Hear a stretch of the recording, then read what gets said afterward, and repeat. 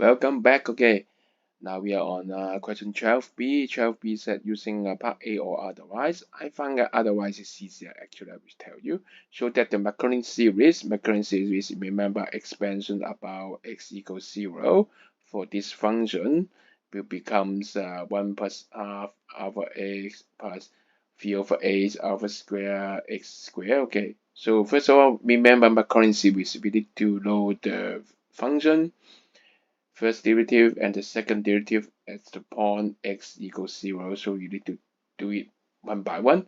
The first one is easy, okay, when x equals 0, f0 just substitute 0 here, right? So it's just 1, okay, easy. For f dash x, so you just do the differentiation, take out negative half and take out negative alpha. So it become alpha over 2, okay, so we get this thing. Alpha over 2, the same thing is 0, okay? So it's alpha over 2. And then for the second derivative, we'll do it again. We'll take out negative 3 over 2 and negative alpha. It means that the factor is 3 alpha over 2, so become 3 alpha squared over 4.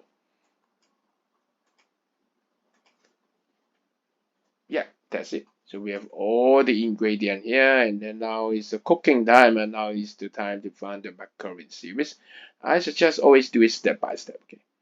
Find out the derivative before you write it out. Substitute in the Maclaurin series. So remember Maclaurin series expansion about 0. So f is f0. 1 over 1 factorial f dash x f dash 0 x 1 over 2 factorial f dash dash 0 x squared, right?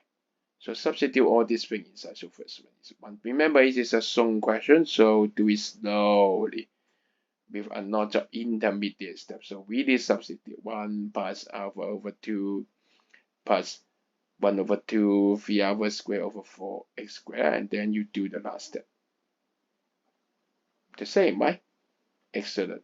We did a good job, okay? Well done. See you for next step. Paxi.